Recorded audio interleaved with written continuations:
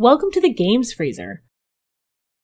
Hello, this is Richard. This is Games Freezer, and this is Richie's rapid review for Bubsy Paws on Fire on the PlayStation 4. So here we are in 2019, and we've got a new Bubsy game that I'm pretty sure that no one was actually asking for, and yet there must be a market for the Bubsy series, as the Kickstarter that was started sure seemed to think that it could get the funding from the loyal Bubsy fans, but alas, the campaign was unsuccessful. But like a prize fighter, it just doesn't know when to throw in the towel. We have another Bubsy video game, only 2 years after the Woolies Strike Back was announced. Bubsy Paws on Fire is the latest game in the Bubsy series, and let's just get this out of the way straight away.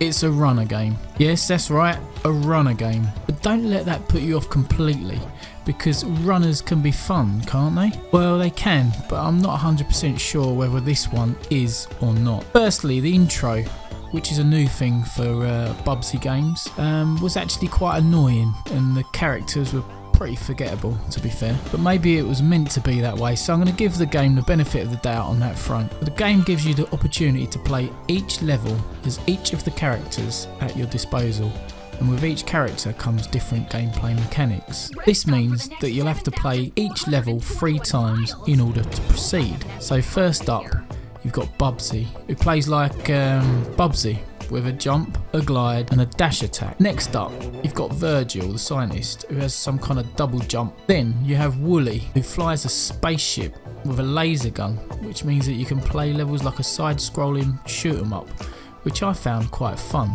actually, and was a difference to the other gameplay on offer from the other 2 characters. The runner gameplay itself is tight, and when you get into a rhythm it actually becomes quite mesmerising.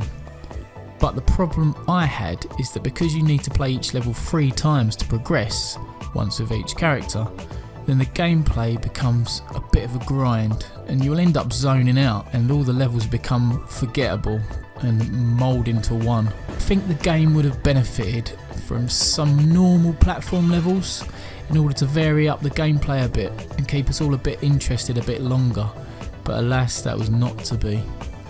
Hazards and enemies also don't really change up too much even when you enter new worlds, and all you find is a reskinning of those kind of hazards and the enemies themselves, which doesn't again change things up too much apart from visually. So the bonus levels come into play with Arnold, however this doesn't change things up really either. I mean, it's a kind of a Sonic 2 style run down a tube bonus level, but it's not really enough of a deviation from the usual gameplay to make it that much more memorable. The game also contains a shop to buy costumes with in-game currency, so you can reskin your characters, but again this is a bit superficial and doesn't really add to the gameplay in a significant way.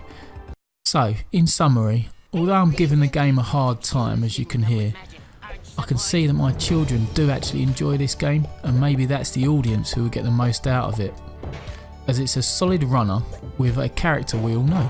But I don't think that's enough of a game to warrant the £20 asking price, and I think it's around $25 in the US.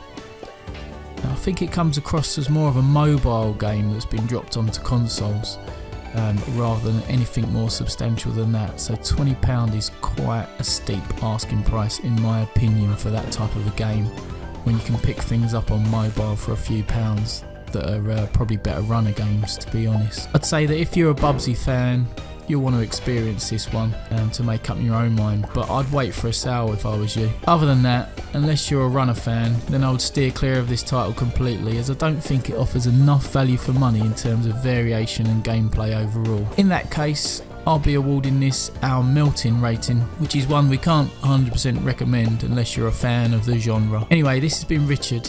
This was Games Freezer, and this was Richie's rapid review of Bubsy Paws on Fire. Thanks for listening, speak to you all soon, take care my friends. Until next time, stay frosty, Freezer followers.